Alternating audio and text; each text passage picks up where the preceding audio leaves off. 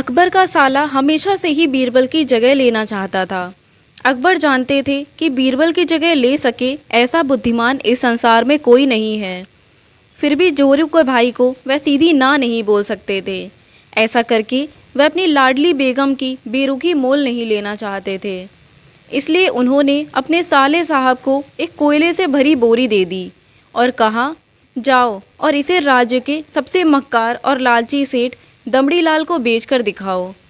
अगर तुम यह काम कर गए तो तुम्हें बीरबल की जगह वजीर बना दूंगा।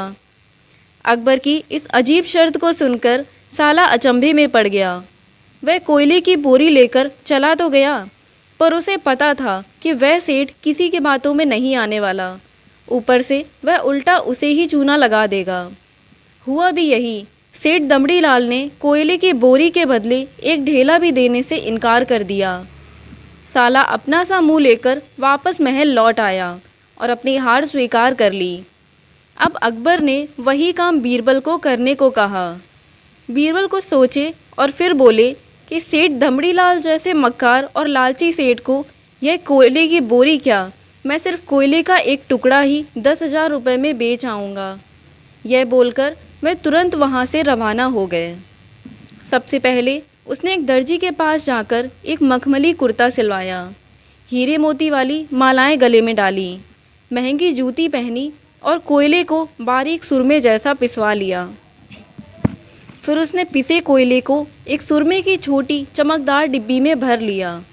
इसके बाद बीरबल ने अपना भेष बदल लिया और एक मेहमान घर में रुककर इश्तिहार दे दिया कि बगदाद से बड़े शेख आए हैं जो करिश्माई सुरमा बेचते हैं, जिसे आँखों में लगाने से मरे हुए पूर्वज दिख जाते हैं, और यदि उन्होंने कहीं कोई धन गाड़ा है तो उसका पता बताते हैं।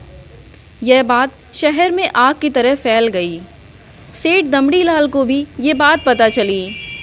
उसने सोचा जरूर उसके पूर्वजों ने कहीं ना कहीं धन गाड़ा होगा। उसने तुरंत शेख बने बीरबल से संपर्क किया और सुरमे की डिब्बी खरीदने की पेशकश की। शेख ने डिब्बी के 20,000 रुपये मांगे और मोल भाव करते करते 10,000 में बात तय हो गई। पर सेठ भी होशियार था। उसने कहा, मैं अभी तुरंत ये सुरमा लगाऊंगा और अगर मुझे मेरे पूर्वज नहीं दिखे तो मैं पैसे वापस ले लूँगा। बीरबल बोला, बिल्कुल आप ऐसा कर सकते हैं। चलिए शहर के चौराहे पर चलिए और वहाँ इसे जांच लीजिए।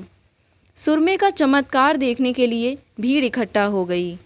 तब बीरबल ने ऊंची आवाज़ में कहा, ये सेठ अभी ये चमत्कारी सुरमा लगाएंगे और अगर ये उन्हीं की औलाद हैं जिन्हें ये अपना माँ बाप समझते हैं तो इन्हें इनके पूर्वज दिखाई देंगे और गड़े धन के बारे में बताएंगे। लेकिन अगर आपके माँ बाप में से किसी ने भी बेईमानी की होगी और आप उनकी असल औलाद नहीं होंगे तो आपको कुछ भी नहीं दिखेगा। और ऐसा कहते ही बीरबल ने सेठ की आंखों में सुरमा लगा दिया। फिर क्या था, सिर खुजाते हुए सेठ ने आंखें खोली। अब दिखना तो कुछ था नहीं, पर सेठ करे भी तो क्या करे।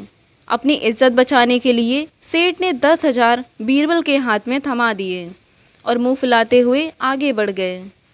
बीरबल फौरन अकबर के पास पहुँचे और रुपए थमाते हुए सारी कहानी सुना दी। अकबर का साला बिना कुछ कहे अपने घर लौट गया। इस किस्से के बाद फिर कभी अकबर के साले ने बीरबल का स्थान नहीं मांगा। उम्मीद है कि आपको कहानी अच्छी लगी होगी। कहानी अच्छी लगी हो तो लाइक करें और चैनल पर नए हैं तो चैनल को सब्सक्राइब करें।